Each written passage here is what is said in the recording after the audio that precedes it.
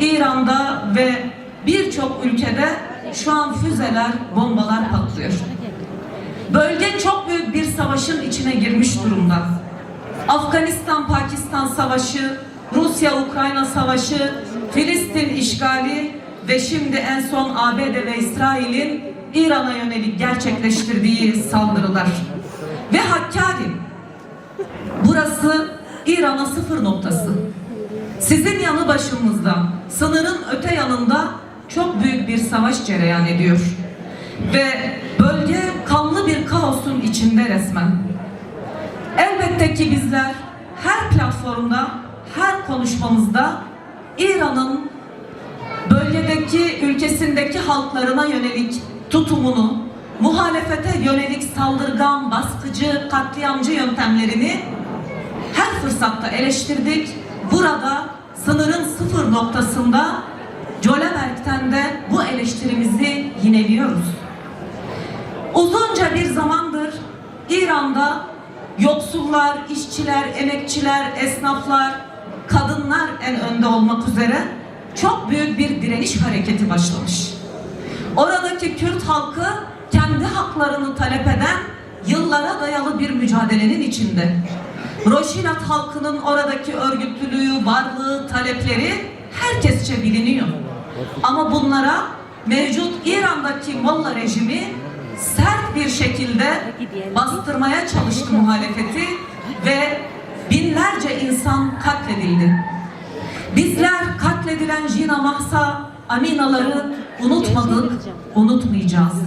Ve buradan direnişin simgesi olan İranlı Jina Mahsa Amina şahsında direnen bütün kadınlara selam olsun, binlerce kez selam olsun.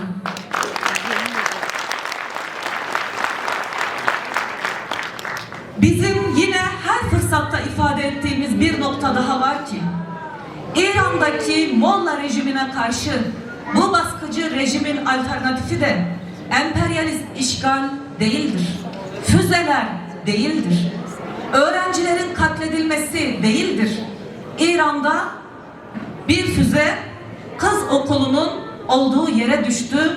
En az 170 kız öğrenci katledildi.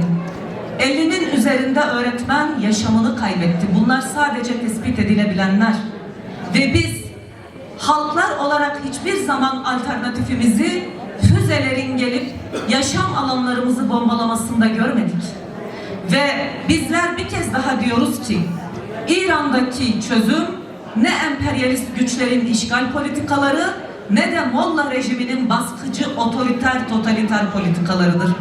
İki tarafın bundan vazgeçmesi gerekiyor.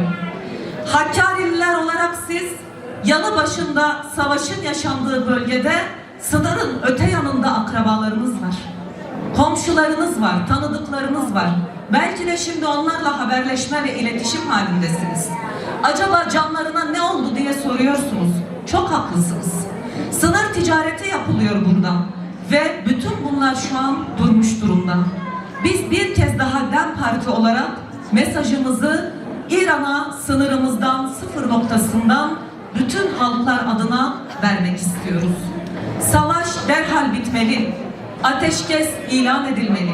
Molla rejimi orada yaşayan başta Kürt halkı olmak üzere Beluciler, Azeriler, Farslar, kadınlar nasıl bir yönetim biçimi istiyorlarsa bu şekilde yönetilmeleri ve demokratik bir İran Cumhuriyeti'nin inşa edilmesi için sağlıklı somut adımların atılmasının aciliyetinin altını buradan bir kez daha çizmek istiyorum.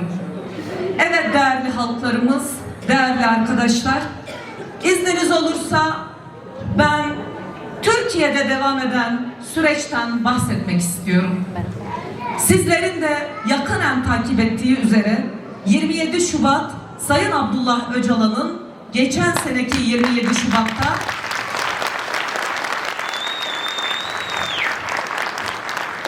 barış ve demokratik toplum çağrısı gerçekleşmişti. Ve bizler geçtiğimiz 27 Şubat'ta Ankara'da bir araya gelerek bir senelik süreci değerlendirdik ve Sayın Öcalan'dan gelen yeni mesajı değerli halklarımızla paylaştık. Bizler birçok kürsüden her fırsatta ifade ettik. Bakın, bu süreç sürüncemede bırakılacak bir süreç değildir.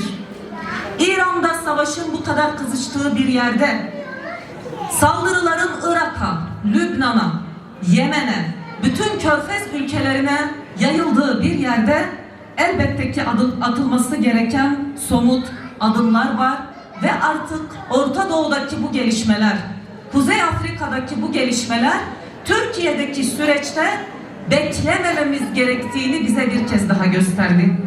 Bakın, bugün Türkiye Dışişleri Bakanlığı bir açıklama yaptı ve Türkiye'de Hatay 4 yolda balistik mühimmat diye nitelendirdikleri, yine füze midir başka bir şey midir bilmiyoruz, Türkiye'ye düşmüş. Savaşın Türkiye'ye sıçramasının bizler istemiyoruz. Çok net. Bu savaş Türkiye'ye sıçramamalı. Ama bütün bölgeyi kaos altına almış olan bu savaşta Türkiye'nin, özellikle Sayın Abdullah Öcalan'ın başlatmış olduğu bu süreci doğru değerlendirmeli, stratejik değerlendirmeli ve iyi değerlendirmelidir.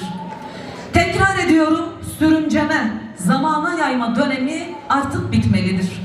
Sayın Öcalan'ın ikinci dönemi başlamıştır bu sürecin dediği bu dönemde Orta Doğu'daki bütün bu gelişmelerin ışığında